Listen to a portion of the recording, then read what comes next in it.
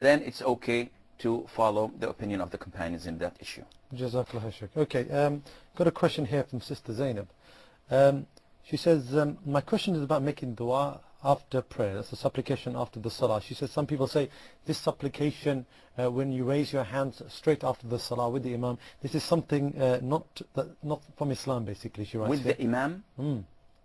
After. Okay, so the imam is making supplication after after the salah. Okay. So is this something from Islam? Is there evidence for this, Shaykh? Okay. A general rule for every Muslim to follow, and you'll feel much comfortable when you apply this in any form of worship you are performing, and that is whatever is introduced to you of worship, let's say prayer, supplication, fasting, whatever anybody introduces to you, ask for the evidence from the Quran or from the Sunnah. It's not the other way around. It's not when I come and say this is an innovation. It's not logical for a person to say give me the evidence, because the Prophet ﷺ did not list a whole list of innovations and you just examine them and say, well, this has been already mentioned by the Prophet ﷺ. The Prophet ﷺ gave us a general rule, and that is whoever innovates in the religion that is not part of my teaching, then this is rejected. Therefore, anyone claiming that this is a form of worship, he has to provide the evidence.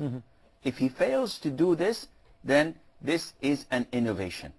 Likewise, the sister is asking about a practice that is found in a number of Islamic countries, and that is after the imam finishes or concludes his prayer, he looks either at the people behind him, or sometimes he, as he is, raises his hands after concluding the prayer and start to supplicate.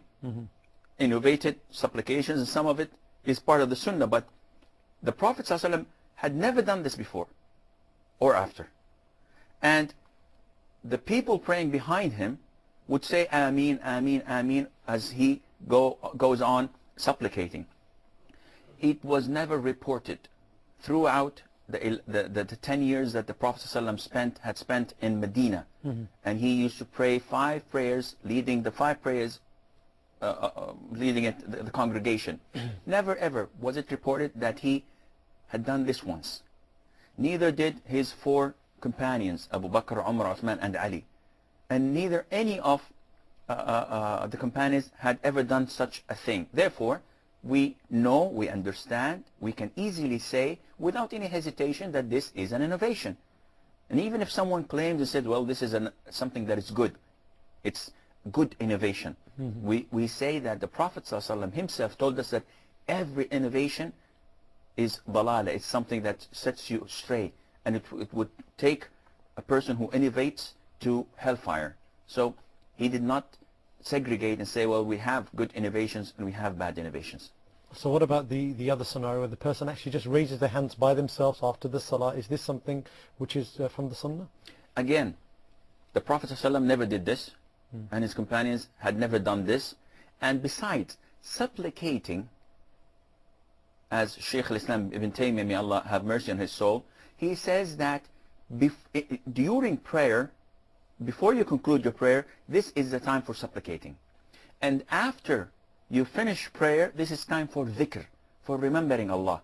And the evidence behind that is that the Prophet ﷺ, when he taught the companions how to say the tashahhud and how to pray and ask Allah Azza wa Jal to praise the Prophet ﷺ at the very end of the salah, he told them that after you finish this, before you conclude your prayer, before you offer the salam, you may supplicate as much as you want, and you can ask Allah anything you wish.